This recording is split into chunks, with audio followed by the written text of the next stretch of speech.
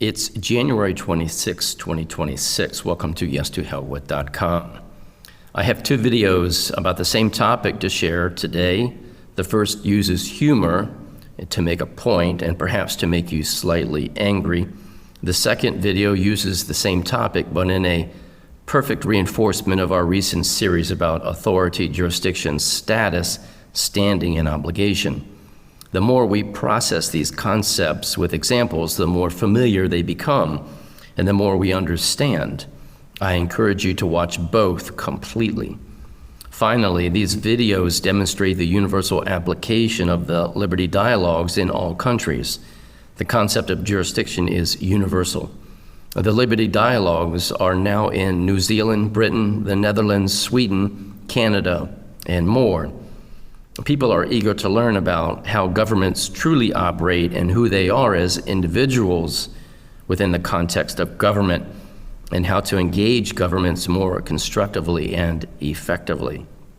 The Liberty Dialogues are now a separate offering on jamesbowersjohnson.com as a 3-volume series at a 17% discount. This series will change your perspective and approach to government generally. So let's begin.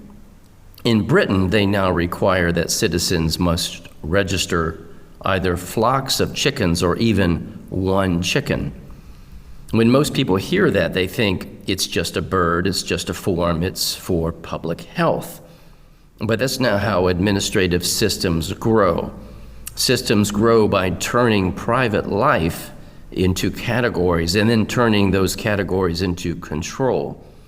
So let me explain it using plain language and using words the English language already has given us. First, the words are real. For example, a donkey is often called an ass. A rooster is often called a cock. A young hen is often called a pullet. And yes, a cat is often called a pussy cat. Those are real words with real meanings. And now watch what happens when government paperwork meets and collides with human psychology. Imagine the government announces a new safety policy. If you have an ass, a donkey, you must register. If you have a cock, a rooster, you must register. If you have a pullet or a pussy cat, you must register. And instantly people panic and say, well, I have one of those. I guess I better comply.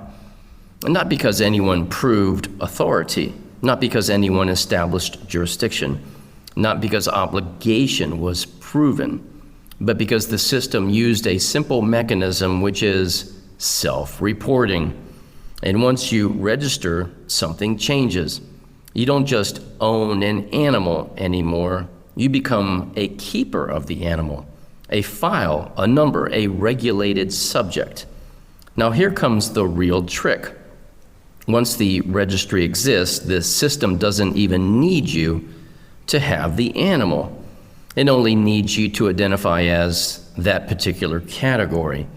And here's where it gets even more dangerous over time. Because over the years, people lose touch with the original meaning of words. They lose touch with the original purpose of the statute or law until they don't know anything at all about both the law and its wording. They stop remembering what words meant in the first place. They stop asking what the category was designed to describe, and instead they inherit the assumptions and presumptions. For example, most people have no sense whatsoever that a taxpayer is within federal jurisdiction only, someone within the reach of a particular statutory scheme. They don't even know that the distinction even exists. They never learned it, or worse, they were never allowed to learn it and then rebut it. Because from childhood forward, they are trained by mainstream conversationalists of all walks of life. Parents, teachers, officials, employers, accountants, and even the media. And the message is always the same. You have to file. You're a taxpayer. That's just how it is. Everyone does it. Don't ask questions. Just comply. So they don't treat taxpayer as a defined term. They treat it as a universal identity, a label, a role they were born into and readily accepted. And that is exactly how people get captured by systems, because the registry doesn't need force. It needs forgetfulness or abject ignorance. When a culture and people are subdued for whatever reason, they become ignorant, apathetic, and fearful. They become obedient to a system that does not even apply to them. The system needs people to lose the ability to distinguish between what a word means and then what they've been told that it means. And this is the same with chickens, roosters, cats, and donkeys. If you lose sight of what registration is doing, if you forget why the law exists, if you forget what the words originally meant, then eventually you don't just register the animal, you become the animal or the classification of the keeper of the animal, and you identify as the category. You become the ass, the cock, the pullet, or the pussy cat. And once you accept the category as who you are, the system no longer needs proof. It acts upon the presumption that was created because you've already handed them the only thing they need, your self-identification on paper as an ass. Now let's connect it to the tax return, the taxpayer. This is the exact mechanism behind the federal income tax scheme. Most people think filing is just reporting income. No. Functionally, filing is registering yourself into the system as a taxpayer. It is you signing a document that says, I identify as the regulated subject. I identify as the filer, the taxpayer, as someone within the framework. And once you do that, the system doesn't have to prove jurisdiction first.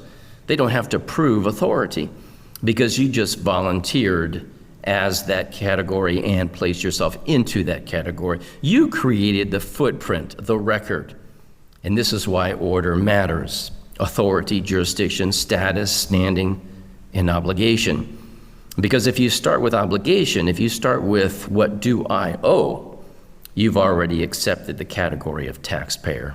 You've already registered yourself. So yes, Britain is ensuring and encouraging and forcing people to register a single chicken. But the deeper lesson is universal. The system expands by getting people to volunteer into categories, first by what they have and then by what they identify as. And once you accept the category, you will be treated accordingly. The bottom line is that you are either an ass and a taxpayer, or you are a free man or woman with the awareness and knowledge, the wisdom and truth to remain free. Send this to anyone that you know who still thinks that filing is just completing and complying with paperwork. And as for you, free men and women, may truth reign supreme.